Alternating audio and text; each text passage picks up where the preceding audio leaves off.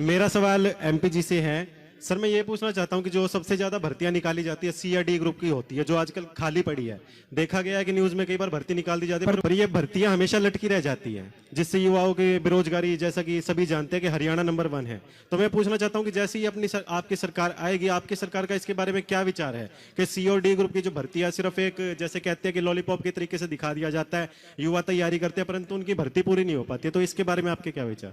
ये बहुत ही अच्छा सवाल आपने पूछा कि हम भर्तियों को लेकर क्या करेंगे हरियाणा में। वैसे तो विधिवत तरीके से हम अपने घोषणा पत्र में, जो प्रदेश सरकार का घोषणा पत्र है, हम अपना भर्ती विधान, कांग्रेस की जब सरकार आएगी तो उसका भर्ती विधान की हम विधिवत घोषणा करेंगे। लेकिन आज मैं पहली बार प्रेस के साथियों के लिए भी, जो कांग्रेस की सरकार हरियाणा में जब बनेगी तो हमारा भर्ती विधान की क्या मुख्य केंद्र बिंदु रहेंगे, आपके सामने उनको रखना चाहता हूँ।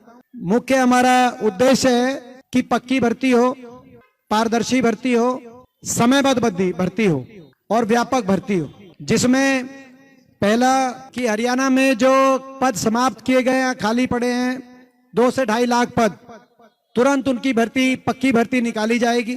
दूसरा, टाइम बाउंड भर्तियों के लिए हर भर्ती के लिए एक अलग ओएसडी की नियुक्ति होगी और किसी भी भर्ती की परीक्षा या रिजल्ट एक दिन भी लेट अगर होगा तो उस ओएसडी की छुट्टी होगी। तो ये हम स्पष्ट रूप से करेंगे। तीसरा, भर्तियों में अगर किसी एक भी भर्ती में कोई अनियमितता हुई तो उसके लिए कोई बाहरी एजेंसी को जिम्मेदार मानकर पल्ला झाड़ने वाला काम नहीं होगा।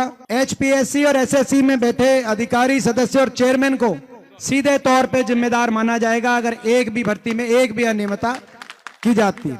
हर एक भर्ती के फॉर्म के साथ पूरा कैलेंडर भी जारी किया जाएगा। जैसे मैंने कहा 2 से 2.5 लाख पद निकाले जाएंगे, लेकिन भर्ती के साथ साथ पूरा टाइम बाउंड कैलेंडर, और जैसे मैंने कहा कि हर भर्ती के लिए एक ओएसडी जिसकी जिम्मेदारी है एंड टू एंड, वो समय पर भर्ती हो, समय पर ज्वाइनिंग हो।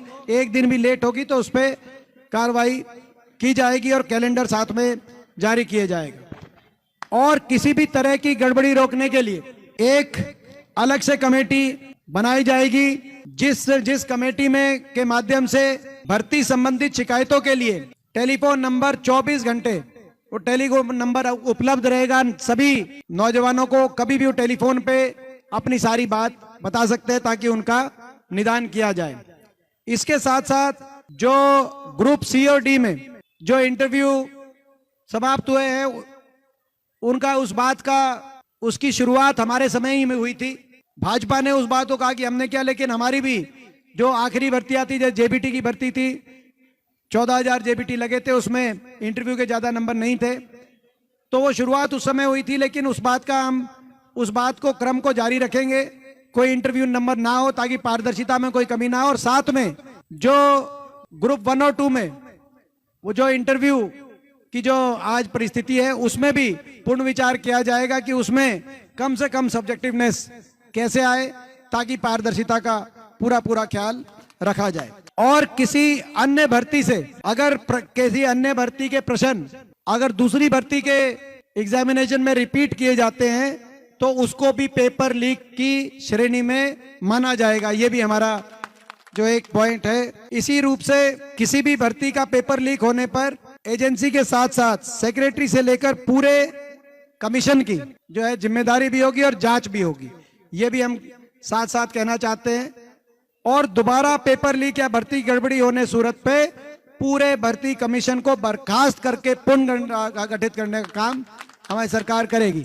तो आप कहने का मतलब कि पूरे देश के अंदर इस प्रकार का हम भर्ती विधान बनाना चाहते हैं जो पूरे देश में पारदर्शिता के लिए हमारी भर्ती हरियाणा की मानी जाए, समयबद्ध भर्तियों के लिए। क्योंकि चक्कर कटाकर 5 साल तक, ये जो सीटी वाली बात, 5 साल तक घुमा कर, और उसके बाद जो है बेरोजगारी, क्योंकि 5 साल तक नौजवान इंतजार नहीं कर सकता।